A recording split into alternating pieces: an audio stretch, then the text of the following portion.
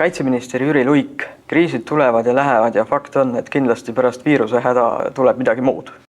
Te kirjutasite Rahvusringhäälingu uudisteportaalis, ma pakun, et aprillikuus, ühe arvamusloo, kus te ütlete, et kui Kaitseväge poleks olnud ja Kaitseministeeriumit, siis ütleme, et loetud päevadega oleks Eesti tsiviilkriisivaru otsa saanud. Kas praeguseks on midagi muutunud? On muutunud. Ütleme niimoodi, et tollel ajal oli suur probleem just see, et selleks konkreetseks kriisiks Eesti ilmselgelt ei olnud valmis. Ja ta ei olnud valmis selle tõttu, et oli vaja suhteliselt spetsiifilisi isikukaitsevahendeid, maske, mis loomulikult olid olemas haiglates, meditsiiniasutustes, aga selge on see, et haigla ei hoia endal niisugust suurt varu. Ja niisuguseks igapäevaseks meditsiini teenindamiseks olevad kirurgiliste maskide hulgad, need loomulikult olid ebapiisavad sellise kriisi puhul. Et selles mõttes tõepoolest Kaitseväe ladudes oli umbes 1 miljon maski, mida me saime siis kohe paisata tsiviilringlusesse ja ma usun, et vähemalt esimese nädala või esimesed 10 päeva oli sellest ikkagi väga suur abi. Ja loomulikult, kuna tegu oli globaalse kriisiga ja mitte regionaalse kriisiga lõppude lõpuks, valdav enamus kriise on ju regionaalsed. Aga antud juhul tekkis tõesti olukord, kus neid maske ei olnud ka turult üldse saada ja tõepoolest siis Hiina. Küsimus oli ka hinnas. Küsimus oli ka hinnas, aga ütleme, et olukord oli nii kriitiline, kus hind ei olnud kõige tähtsam.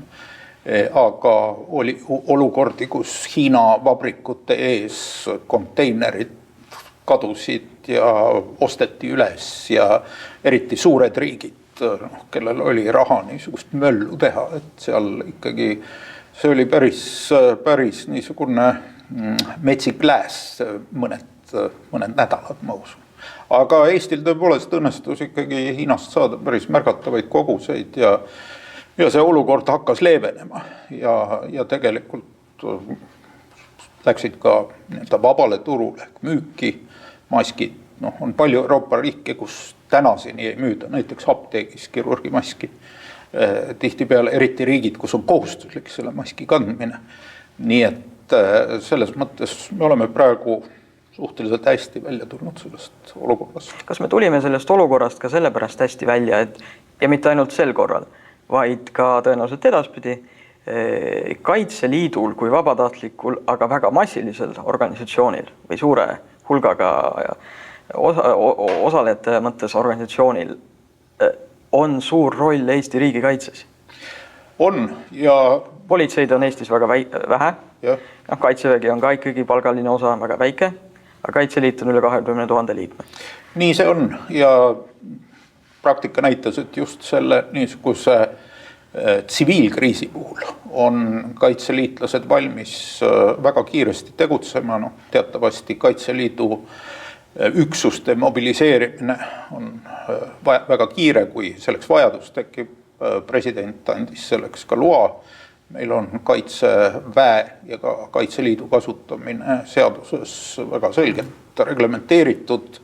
Vaja valitsuse otsust, on vaja presidendi luba, aga põhimõtteliselt kogu see mehhanism, mida me tegelikult ei ole peaaegu üldse kasutanud, toimis väga kiiresti. Kas seda mehhanismi pole kunagi Eesti oludes varem kasutanud? On mõned korrad, näiteks kui siin käis president Obama, siis oli vaja teha nii mitu erinevat julgeoleku piiri, et politseist lihtsalt ei jätkunud. Kas pronksööl kasutati? Pronksööl minu teada ei kasutatud ametlikult, vaid Kaitseliit saadeti lihtsalt välja mitmetes kohtades üle Eesti. Ma võin siin eksida, ma ei tea täpselt, kuidas see juriidiline skeem oli.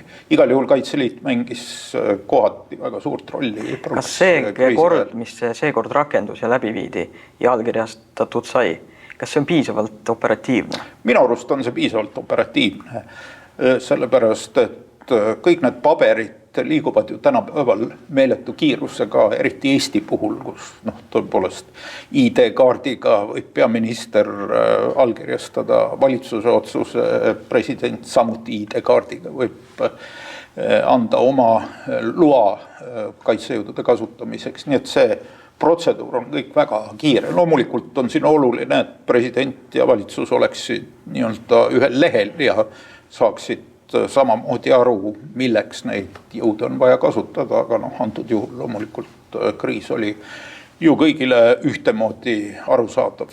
Aga kui te nüüd tagasi mõtlete, et olite päevast tunnilt selle kriisi juures, mida te järgmine kord, ja me ei tea, mis see on see tsiviilkriis, on see mingi muu asi, mida te teistmoodi teeksite?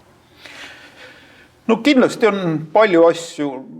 No esiteks on ikkagi päris tõenäoline, et sügisel meid tabab selle kriisi teine laine. Nüüd, kui tugev see just saab olema ja millistes mõõtmetes ja nii edasi. Ma usun, me oleme selleks nüüd paremini valmis, sellepärast, et ühest küljest on haiglatel kohustus omada suuremat hulka isikukaitsevahendeid. Riik loob oma kesklaod.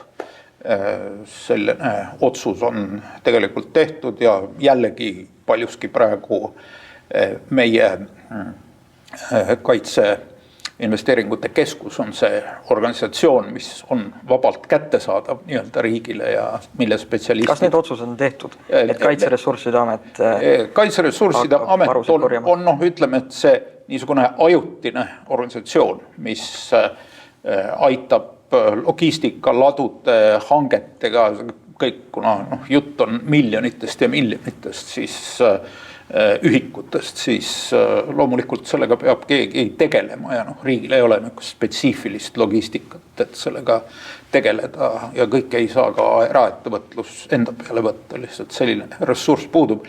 Nii et tegelikult on nii, et need rahad ei tule kaitse-eelarvest, aga see tööjõud, logistika, lepingud, planeerimine, seda oskused. Meie pakume, oskused, seda meie praegu pakume. On täitsa võimalik, et kunagi läheb see kõik mingisugusesse eriagentuuri, on ideed niisuguse spetsiaalse tsiviilvarude agentuuri loomiseks. Aga see kõik võtab aega ja meil hetkel seda aega ei ole, need me peame siis kiiresti tegutsema. Ja see on kindlasti üks õppetund ka järgmiseks kriisiks. Ma arvan, me oleme palju paremini valmis. Meil on ka palju parem ettekujutus selle haiguse niisugusest iseloomust, et kuidas ta levib, millised on suuremad riskid, mis eagrupid on suuremas riskis, kui palju on reaalselt vaja igasugust ma ei tea, seal hingamisaparaat ja nii edasi. Loomulikult tegelik olukord võib kõik selle planeerimise ja mõttetöö nii-öelda põrmu paisata, sest me ei tea, milliste mõõtmetega see sügisene laine saab olema. Loodame kõige paremat. Aga loomulikult me peame ka arvestama, et nagu te ütlete, iga järgmine kriis võib olla teistsugune kui eelmine kriis. Tihtipeale me valmistume üheks kriisiks ja siis oleme šokeeritud, kui juhtub hoopis midagi muud. Kas või, ma ei taha siin kedagi hirmutada, aga Eesti piiridele väga lähedal on ju suur Vene tuumareaktor Sosnovyj Bor, Vene tuumaelektrijaam. Praegu küll õnneks ei ole mingeid andmeid. Me teame, et näiteks Rootsi riik erilise tähelepanuga jälgib Sosnovyj Bori nii-öelda keskkonnakaitselist olukorda.